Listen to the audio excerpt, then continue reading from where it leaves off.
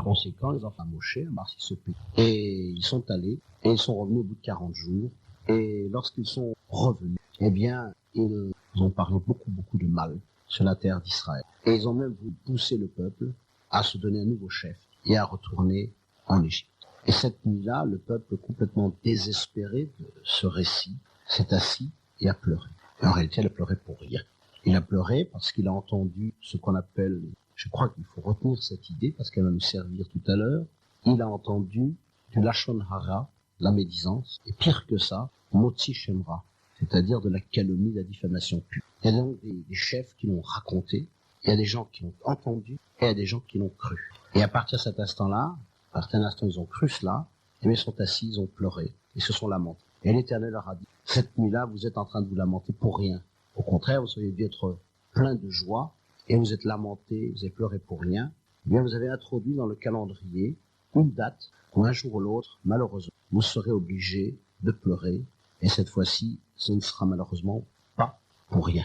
Cette date-là, c'était le 9 Av, le Tisha B'Av. Donc déjà, il est intéressant de noter que le 17 Tammuz, ce jeune 17 Tammuz, et cette période qui va du 17 Tammuz au 9 Av, et qui s'appelle la période des 3 semaines, et qui a un autre nom en hébreu qui s'appelle Ben Metzarim, au milieu, si vous voulez, des jours oppressants. Vous, une petite parenthèse, les hébraïsants sont sûrement reconnus au passage que Metzarim est exactement la même chose que Mitzrayim. C'est exactement les mêmes consonnes, avec une légère modification de la voyelle pour donner un sens plus affiné. Et cette terminologie se trouve dans un livre biblique qui s'appelle Les Lamentations de Jérémie. Donc cette période des 3 semaines, Ben Metzarim, où il y a une sorte d'oppression très très forte, un sentiment d'être oppressé, comme la personne qui n'arrive pas à respirer, qui se sent oppressée, qui pense même qu'elle va périr. Mais cette période, voyez-vous, a donc pris sa source dans l'histoire même du clan d'Israël dès la sortie d'Égypte. Et cette période sera par conséquent extrêmement redoutable et redoutée. Et l'histoire va montrer que c'est dans ces périodes-là que se situent finalement les grands malheurs que va connaître le peuple d'Israël. Le peuple d'Israël, pour comprendre la suite des événements, le peuple d'Israël par conséquent finira par recevoir la terre d'Israël, la terre de Canaan, il en fera son pays. Eh bien, des décennies et des siècles plus tard, eh bien, le voici déjà pour la première fois au bord du gouffre, et il va connaître la première expérience d'exil. Nous en avions déjà parlé dans des émissions précédentes, et il va être obligé, dans de très mauvaises conditions, de quitter Eretz Israël et de faire l'expérience du galout. C'est quand même intéressant de noter, c'est-à-dire de l'exil, en étant transféré en Babylone. Et ça a été la fin de la royauté d'Israël. Ça a été l'aboutissement d'un processus qu'il est long de décrire, mais disons très brièvement qu'au moment où le roi Salomon, Shlomo Meler, va monter sur le trône, il va réaliser concrètement ce qu'a été le désir de l'ensemble du peuple d'Israël d'une part, et surtout le désir suprême du roi David. Le roi David, de toute son âme, tout son corps, il en a même perdu le sommeil. Le roi David a absolument construit le Beth Amikdash, le temple, c'est-à-dire donner une résidence définitive à Jérusalem, au sanctuaire. Il disait ceci, voilà que moi j'habite dans un véritable palais, alors que l'Arche Sainte se trouve dans une sorte d'enceinte fragile, faite de rideaux. Cela n'est pas correct. Il faut que je trouve un endroit de repos pour l'Arche Sainte, pour que le sanctuaire soit quelque chose d'établi, de définitif, dans Sion. Il n'a pas pu réaliser lui-même cela pour d'autres raisons, et c'est son fils qui concrétisera le projet. Quand même dire en passant que les versets bibliques attribuent le temple, parce que ce n'est peut-être pas toujours la concrétisation qui compte, c'est tout l'effort, toute la messirut nefesh, tout le dévouement que l'on a mis à vouloir accomplir quelque chose qui est réellement pris en compte par le Saint béni. En tout cas, c'est l'apogée. Le temple est construit, il est absolument magnifique, extraordinaire. C'est un lieu de sainteté que les mots ne peuvent pas réellement décrire. Et il est la source potentielle de la paix et de la prospérité de tout le peuple d'Israël. Et au-delà du peuple d'Israël, de l'humanité. C'est avec le temple et le roi Salomon aurait pu peut-être se concrétiser l'époque messianique. Shlomo, Salomon, a pour ainsi dire repris un nom qui est un attribut divin, et Shlomo, parce que certaines traditions nous disent que c'est également une sorte de nom d'attribut divin, c'est celui qui est la source de la paix. Et la paix, le shalom, c'est important de le noter.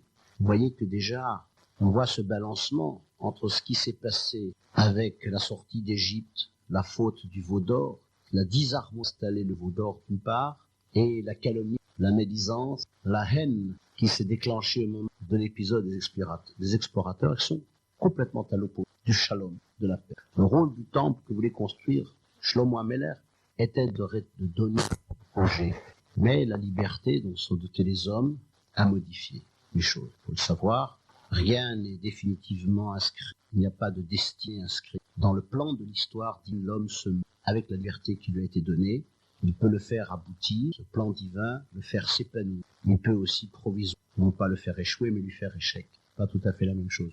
Et c'est ce qui va se produire. À la succession de Salomon, il y aura un schisme, c'est-à-dire une séparation, et le royaume va se diviser en deux, avec ce qu'on appellera le royaume d'Israël, avec comme capitale Samarie, avec le prototype de celui qu'on appelle le Racha, le mécréant, c'est-à-dire le fameux roi Jéroboam, fils de Nevat, qui va concurrencer le temple en y installant des cultes, de veaux d'or, des fêtes, toutes sortes de choses, mais de l'autre côté, c'est-à-dire ce qui se faisait du côté de la pureté, de la sainteté. Il va le reconstituer sur le plan rituel presque à l'identique, mais entièrement tourné vers l'impureté et l'idolâtrie. Ce royaume d'Israël, qui contient les fameuses 10 tribus, dont on dit qu'elles s'appellent les 10 tribus perdues, va s'écrouler. Et le restant, le royaume de Yehuda, Juda, lui aussi, va bientôt, malheureusement, se morceler, se craquer, et finalement cesser d'exister, disparaître. Historiquement, cela commencera avec le 17 Tammuz, avec la brèche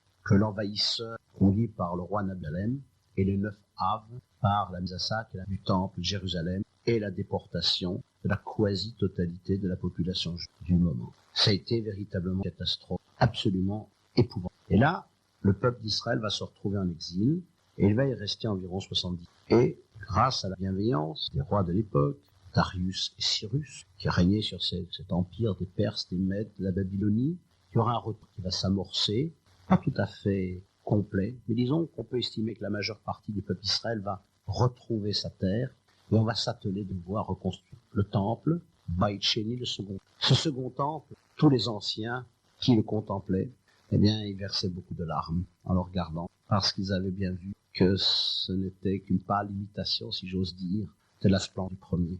D'abord, tous ceux qui venaient du sanctuaire, d'origine, l'œuvre de Moshe, notre maître, et de Betzalel, et de Aholiab ben Achisamar, qui furent les grands artisans de la confection du sanctuaire, tout cela avait été, pour ainsi dire, avalé par la terre, la destruction du sanctuaire par Nabuchodonosor, et il n'était resté que très peu de choses, et parmi les choses qui étaient restées d'ailleurs, juste la pierre fondamentale sur laquelle le sanctuaire avait été érigé. Mais enfin, il restait quand même cette consolation que le sanctuaire était là, que sa sainteté n'avait pas réellement été touchée, qu'il y avait moyen de reconstruire, de reprendre un certain nombre de choses. Il y avait des prêtres, tout cela n'avait pas disparu, des lévites étaient revenus, les livres de généalogie avaient pu être transportés, et on n'avait aucune insulte quant à l'ascendance exacte des prêtres. Donc finalement, cela pouvait fonctionner. Et dans une certaine mesure, le peuple d'Israël avait rapporté de son expérience dans une certaine structure nouvelle concernant pas seulement l'exercice du culte du sanctuaire, mais l'organisation communautaire, la place de la prière individuelle et certaines formes d'infrastructures communautaires. L'expérience, si vous voulez, n'était pas totalement négative. Elle aurait pu être positive, il faut le savoir, mais encore une fois, notre liberté d'agir a été telle que ce retour promis par Dieu a bien eu lieu, mais il ne s'est pas fait de la façon triomphale dont certains textes bibliques avaient parlé, et c'était un retour malgré tout un petit peu tête basse. Malgré tout, une partie de l'essentiel avait été sauvée, le Beit Sheni, le dernier recours, était encore. Pour combien de temps? Hélas, pas très longtemps, et nous verrons par la suite comment nous sommes entrés dans ce qu'on peut appeler la catastrophe. Il est sur Radio Catherine Garçon en compagnie de Monsieur le maire qui nous parle donc de jusqu'à Tisha B'Av, on était assez loin. Et puis avant, parce que là, du premier temple, les exilés de Babylone, il y a encore une période qui doit se dérouler jusqu'à la destruction du deuxième temple. Mais avant de continuer, Il y a un appel téléphonique et on va le prendre tout de suite. Allô? Bonjour. Bonjour madame. Myriam Bazoara. Voilà la question. Bon, c'est sûr que nous arrivons à la fin de ce travail incommensurable que nous avons. On dit qu'un jour est trop court. On parlait des 70 ans de l'île. J'ai entendu que c'est 70 schmittotes qui n'avaient pas été respectées. Une schmitta, 7 ans et repos de la 7e année. Et ça correspondait à 70 ans, donc 70 schmittotes qui n'avaient pas été respectées. Et puis, une question. Donc, pourtant, il est expliqué dans le traité qui vient de paraître, il rote, je sais pas exactement le terme en français, on voit que le roi, Shlomo Amelech, quand il a construit le premier, donc le Beth Amikdash, a construit exactement les fondations, et dans les fondations, l'endroit exact où seraient cachés justement ces objets qui devaient donc arriver à destruction. Le temple devait arriver à destruction. Il y avait donc cet endroit qui était précis où serait le bâton rocher, la manne, le pot, les urim et les tumim, qui n'ont pas été remontés au deuxième Beth Amikdash parce que ils n'étaient pas sûrs justement qu'on aurait eu le temps au deuxième Beth Amikdash d'aller les cacher, ces objets-là, ces objets saints. Donc, quelle est votre question? Pardon? Oui, quelle est votre question? Pourquoi Dieu, donc dans la construction, Shlomo David savait que les deux temples allaient tomber. Et que quand le deuxième est tombé, déjà le troisième est en construction, n'est-ce pas? Que maintenant, donc, les journées de tristesse, mais que nous devons faire en joie, on doit rappeler à tous ceux par l'éducation que on est en dehors. Qu'est-ce que c'est qu'un mur qui s'est brisé? Qu'est-ce que c'est qu'un mur? C'est que l'extérieur peut sortir. Je comprends, madame. Et que l'intérieur peut rentrer. Donc on est là pour reconstruire ce mur sans arrêt. Pour refermer pour que chacun soit à sa place dans ce monde. D'accord. Maintenant pourquoi donc Shlomo, comment expliquer que Shlomo est construit son droit pour que tout soit... Pour que tout soit quoi? Pour que tout soit bien gardé, puisque les deux temples devaient tomber. Oui, écoutez, là vous posez une question très générale. Le problème de savoir, est-ce que vraiment nous savons que les choses inéluctablement arrivées, une fois que nous avons constaté qu'elles sont, ce n'est pas exact. Akadosh Baruch Hu, le Saint béni soit-il, laisse l'histoire totalement ouverte.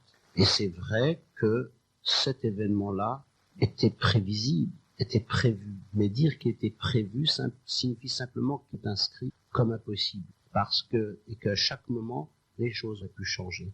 Et que par conséquent, Shlomo Amelech a construit le Beth Amikdash là où il pensait effectivement, il savait de la plus haute tradition sur le mont Moria, là où Noach avait fait son premier sacrifice. C'était l'endroit voulu par Akadosh Baruch Hu pour créer l'échelle dont les pieds étaient au sol et la tête dans le ciel, comme cela a été vu dans la vision de Yaakov. Et pour le reste, eh bien, ce qui arriverait plus tard, ça dépendrait beaucoup de la responsabilité des hommes. Et par conséquent, ce qui arrivera par la suite, on pourrait même dire à terme que ça n'avait pas fini d'importance. L'essentiel, c'était de faire ce qu'il y a à faire et espérer et travailler pour que les choses aillent dans le sens de l'aboutissement. Bon, voilà. Très bien. Alors, on va revenir à la question précédente, c'est on en était dans Babylone, et puis il va y avoir une période séparée, ce retour de la catastrophe.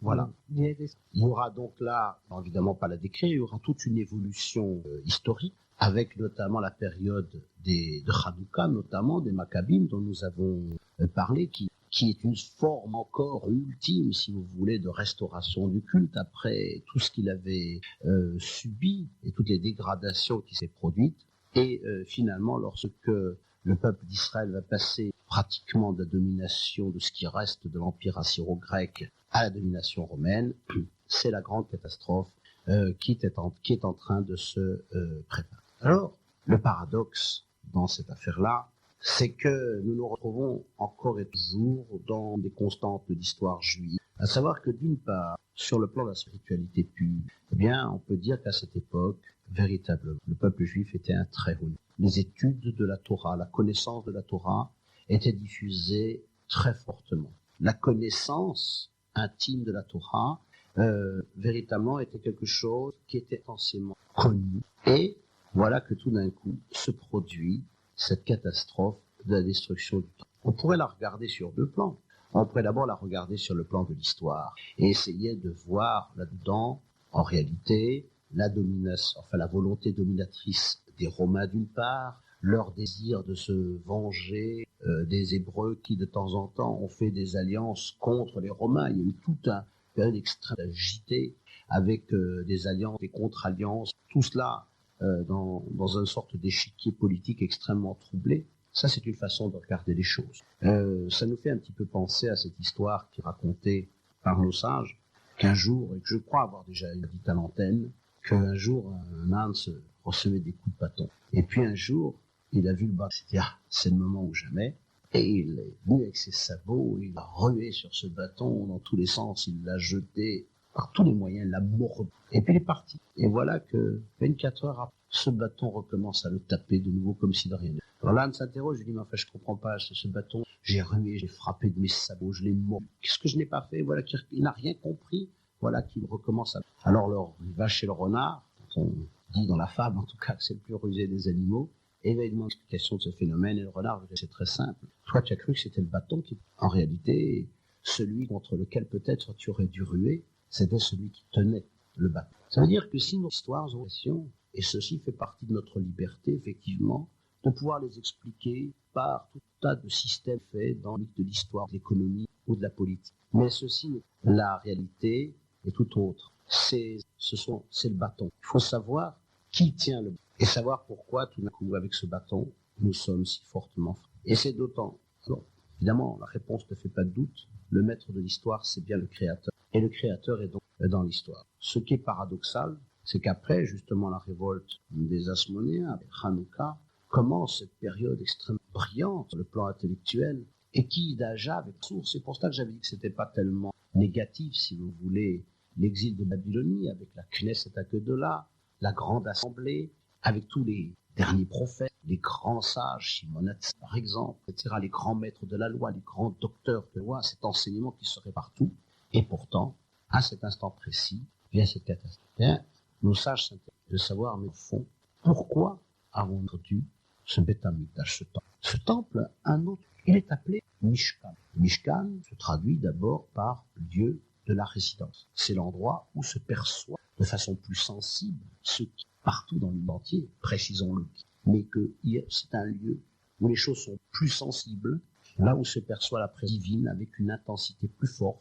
Si vous voulez, ça ressemble à une pièce où il y a plein d'électricité statique, dirions-nous, et cette électricité-là, mais à un moment donné, on met détection, et cet appareil, tout d'un coup, rend beaucoup plus sensible, qui bouge, qu'il y a des... C'est, pour ainsi dire, la même chose. Pour cela qu'elle a été appelée Mishkan. Mais ce mot Mishkan peut se dire également autrement. Ce mot Mishkan peut se dire Mashkon. Mashkon, c'est le gage. C'est quelque chose qui est donné gage par l'emprunteur. Et que si l'emprunteur ne remplit pas ses obligations, eh bien le prêteur va le reprendre. Et le Saint béni soit ma présence, je vous la donne presque concrète et sensible. Mais c'est un gage et qui nécessite que vous remplissiez vos obligations. Répétons encore une fois que ce Mishkan apportait, ce Beth Amikdash apportait de façon presque irremplaçable certaines notions de kedusha, de sainteté, de pureté, d'élévation, qui ne peut que très, très, très difficilement et le très incomplet se retrouver ailleurs. Indiscutablement, le korban, le sacrifice, en hébreu, ce mot signifie karo, s'approcher. Lorsque le sacrifice est possible, le sacrifice animal s'entend, c'est pas du tout un geste rituel d'une offrande à la divinité, il s'agit de l'aboutissement concret d'une démarche spirituelle qui doit amener à s'approcher du Saint béni soit-il. Et si les choses sont faites à la fois sur le plan de la réalisation rituelle et sur le plan de l'intentionnalité comme cela doit être fait, eh bien, il y a une acte réelle qui s'est faite du Créateur et une élévation de celui qui a offert. Cela ne peut se faire que dans l'atmosphère de sainteté, de pureté, du Beth Amikdash. Et en dehors, il y a d'autres voies, certes, mais beaucoup plus délicates, beaucoup plus difficiles, beaucoup moins perceptivement, et il y a privation, quelque chose. En ce sens, le Mishkan était véritablement un... Alors vous allez me dire, mais dans le fond, on pratiquait parfaitement bien les mitzvot, les commandements, et parmi les autres que l'on pratiquait fort bien, il y avait aussi de la Torah. Et comment ça se fait que nous en sommes arrivés? Et je crois qu'ici, il nous a été montré quelque chose qu'on oublie trop souvent. Rappelez, chers auditeurs, que je vous ai indiqué que le premier Tisha B'Av, pour ainsi dire, le premier 9 Av, a été ces pleurs inutiles du peuple d'Israël qui a toléré que ses chefs médisent et calomnient, qui ont accepté d'écouter cette médisance et cette calomnie et qui l'ont cru. C'est exactement la même chose de ce qui s'est produit au cours qui a provoqué, pour ainsi dire, la destruction du deuxième Beth Amikdash. Nous disent nos sages, parmi toutes les raisons qui ont été données, pour quelle raison le Beth Amikdash était détruit, chez l'Ober et la Torah. Ils n'ont pas dit la bracha sur la Torah. C'est intéressant. Autrement dit, la Torah était devenue une démarche intellectuelle très élevée, j'en conviens. On ne peut même pas imaginer jusqu'à quelle sorte pouvait mener. Une démarche philosophique, voire même quelquefois une sorte de réflexion religieuse, mais ressemblant par trop à la philosophie, et où c'est l'homme qui est au centre, et oubliant que la Torah est une révélation, un don. De la même façon que nous l'avons dit lors de l'émission sur Tou Bishvat, consomme un fruit et oublie de faire la bracha, la bénédiction, avant de consommer ce fruit, nos sages disent qu'il est comme Ganav, ou qu'il est même Moël Bakodesh, c'est-à-dire qu'il profane le sacré, parce qu'il oublie que ce qu'il possède de ce monde, eh bien, il l'a de par la volonté du Créateur qui le lui a donné. Eh bien, cette Torah également, il était arrivé à un moment où le fruit était détaché de l'arbre. On ne percevait plus très bien le Créateur qui avait donné cette Torah. Et dès que l'on ne perçoit plus le Créateur derrière cette Torah que l'on étudie, automatiquement, eh bien, on rentre dans une sorte de déviance spirituelle et morale, et de façon plus spécifique dans nos relations avec autrui. Car l'étude de la Torah et la pratique des mitzvot sont un système relationnel entre l'homme et son Créateur.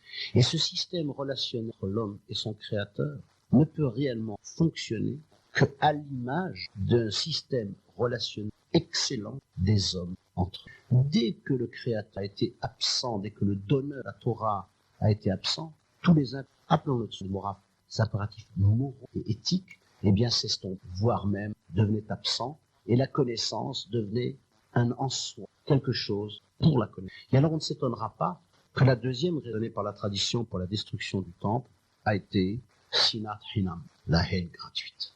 C'est le sommet, c'est la pire chose qui puisse exister. Parce que si à l'extrême rigueur, bien que cela soit absolument interdit, la Torah nous dit, tu ne devrais avoir aucune haine contre ton frère en ton. Autrement dit, pas seulement la visible, celle de ses yeux injectés de sang, de ses gestes de mépris, de colère, qui font que quelquefois les individus sont au bord du crime pour des choses ridicules. Mais même au fond du cœur, c'est-à-dire en façon hypocrite, question de relations sociales ou politiques, on se montre aimable, voire même souriant, et au fond du cœur, on véhicule une haine destructrice. Mais qui peut quelquefois avoir ces motifs? On a peut-être touché par l'autre, on pense qu'il nous a fait du tort, qu'il nous a pris notre place, qu'il n'est pas à sa place. Que sais-je? Elle n'est pas justifiable, mais elle peut s'expliquer. Au-delà de ça, il y a la haine gratuite, comme ça.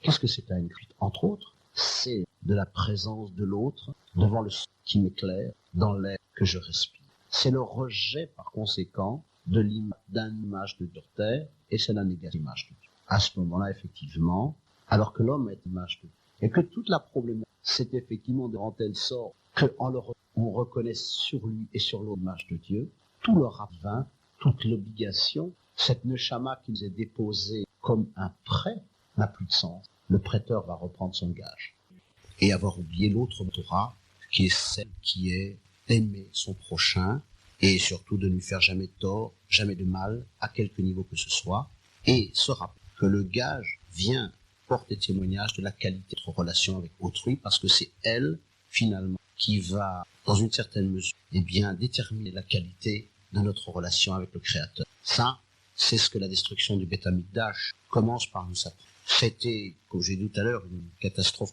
presque irréparable, en ce sens que tout un tas de notions, de concepts tout à fait visibles, sensibles et réels de la Kedusha, de la sainteté, de la pureté, vont complètement, finalement, s'estomper, sont au bord de la disparition, et que malgré l'Éternel avait promis que par l'intermédiaire du Beth Amikdash, eh bien, cette présence serait une présence sensible, et nous rend une période extrêmement difficile de Hester Panim, c'est-à-dire une face de Dieu encore voilée, et où, comme dans l'histoire du bâton, eh bien, celui qui tient le bâton semble se voiler, devenir de plus en plus obscur, et Dieu peut paraître absent de l'histoire. Donc une période extrêmement difficile, et elle va surtout marquer le début de l'exil. On a bien pris dans le peuple d'Israël qui avait une page extrêmement glorieuse, qui était définitivement tournée, et que c'était une catastrophe dont on se demandait bien si on allait s'en remettre. Et c'est là, ceci nous explique, entre autres, pourquoi cette période est devenue une période de deuil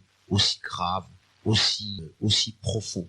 On pourrait à l'infini donner tous les récits de tous ces sages, ces docteurs de la loi, qui se sont mis dans des états de deuil extraordinaires depuis la perte du Beth Amikdash. Il faudrait lire des passages entiers, et peut-être nos auditeurs pourront-ils le faire dans leur Bible en français, des lamentations de Jérémie. En tout état de cause, le deuil est là. Et il nous appartient maintenant de regarder un petit peu comment 2000 ans, eh bien, nous nous mettons. Et pourquoi? C'est long, 2000 ans. C'est loin. En quoi sommes-nous concernés? Le sage dit que tout celui qui prend le deuil sur Jérusalem, la destruction du temple, d'une façon ou d'autre un jour, participera à la joie de sa reconstruction. Parce que lorsqu'on rentre dans ce deuil, on essaie évidemment de l'intérioriser, pas seulement une fois sur le plan pur et simple du rite, mais qu'on essaye de comprendre ce que cela peut représenter pour nous, l'exil, la coupure avec un contact direct, oserais-je dire, avec notre Créateur, eh bien à ce moment-là, ceci nous prend conscience à l'inverse de ce qui nous reste, de ce qui nous attend, et ce à quoi nous devons tendre, et également les efforts que nous devons faire pour y parvenir. Et dans la même mesure, le peuple d'Égypte, finalement, n'a pu comprendre quelle était la liberté que lui accordait la Torah, que parce qu'il avait passé par l'aliénation complète totale de Mitzrayim, pour pouvoir jouir réellement de ce que va représenter la reconstruction du temple, eh bien, il faut d'abord avoir fait l'expérience intérieure du manque de la présence de ce temple. Comment se dire par conséquent de façon pratique, puisque l'heure tourne, c'est 9 jours. Rosh Chodesh, le premier du mois, c'est l'usage, alors que nos auditeurs sachent bien qu'on va dire les choses globalement et que les usages varient quelquefois d'une communauté à l'autre, mais de façon générale, soit à partir du premier du mois d'Av, soit dans la semaine dans laquelle coïncide cette manifestation du jeûne du 9 Av, la tristesse est tellement grande que l'on s'abstient d'une façon ou d'une autre de tout ce qui a un rapport quelconque avec, pas seulement la joie, mais avec une certaine aisance, une certaine jouissance du monde. On ne lave pas de linge, on ne met pas d'habits neufs, on ne met pas d'habits frais, on ne mange pas de viande, on ne boit pas de vin, on ne se rase pas, on ne se coupe pas les cheveux, on n'écoute pas de musique, rien de tout cela. On est quand même par rapport aux choses dont nous jouissons de façon habituelle. Tout sauf Shabbat. Car, il faut le savoir, toute manifestation de deuil sur le plan extérieur ne peut jamais se faire à Shabbat, car comme nous l'avons peut-être déjà une fois dit, malgré tout, il nous reste un morceau du mikdash, du sanctuaire, de vie quotidienne chaque semaine par le Shabbat. Donc cette portion du mikdash qu'est le Shabbat n'a pas été détruite et par conséquent il n'y a pas de avelut, il n'y a pas de deuil sensible à ce moment. Cette année, le 9 Av coïncide avec Shabbat et par conséquent il est reporté, contrairement à tous les autres jeûnes qui peuvent être avancés. Il y a là des raisons qui sont exprimées par le Talmud. Eh bien, je vous dis très brièvement, de façon sèche, les règles, mais je pense que les auditeurs seront heureux d'être. Donc, Shabbat, comme à l'ordinaire, on mangera de la viande, on boira du vin. Je peux juste dire peut-être que les auditeurs se passent. En général, avant Tisha B'Av, il y a une mafseket. Je vais en parler. Ah, d'accord. Contrairement à simplement, lorsqu'arrivera le coucher du soleil, vous regardez dans vos calendriers, ça se situe aux alentours de 21h30, 21h40, on ne mange plus. Mais tous les repas shabbatiques, y compris le dernier repas qui fait césure entre la journée et le début du jeûne, qui s'appelle Seuda Mafseket, le repas de césure-éruption, qui d'habitude se fait déjà avec ou des lentilles, un morceau de pain sec, assis par terre dans un état d'abattement et de tristesse. À Shabbat, ça ne se fait pas. À Shabbat, on fait sa Seuda chez les chiites, son troisième repas avec de la viande, du poisson et du vin, comme à la coutume. Mais il faut impérativement cesser de manger dès le coucher du soleil. C'est-à-dire pas à la fin du Shabbat. Pas à la fin du Shabbat, dès le coucher du soleil. Shabbat sortant vers 22h30, disons vers 20h30, 20h40, il suffit de consulter le calendrier cet effet. Et dès l'arrivée de la nuit à la synagogue, eh bien, on pratiquera à ce moment-là des rites du deuil. On va parler de rites. C'est-à-dire qu'on lèvera ses chaussures, ceux qui ne peuvent pas marcher dans des pantoufles ou dans des espadrilles dans la rue, parce que c'est trop pénible, ou ceux-ci peuvent aller garder leurs chaussures dans la rue, mais chez soi à la maison et à la synagogue, en tout cas, je dis bien chez soi et à la synagogue, eh bien, on enlèvera ses chaussures, comme font les endeuillés qui ont perdu un être cher. C'est vous montrer quelle présence du Beth Amikdash. On ne mangera rien de toute la journée, et on restera assis par terre toute la matinée, juste vers 14h, à dire des lamentations, des élégies, assis à la synagogue, ou si on n'a pas de synagogue, chez soi, on lira les lamentations de Jérémie de la veille, on les relira le lendemain, chaque communauté selon les usages qui lui sont propres, mais ce jour-là, plus que jamais, pas de radio, pas de télévision, on ne lit pas le journal, si on peut s'abstenir, c'est encore mieux. Tout cela pour nous mettre effectivement en état de sensibilité par rapport à ce deuil, et pour ne pas le de vue, avec l'assurance que cette tristesse que nous avons prise sur nous, eh bien, d'une façon ou d'une autre, elle se transformera. C'est notre souhait que ce soit demain, bimera bien, dans la joie du Messie,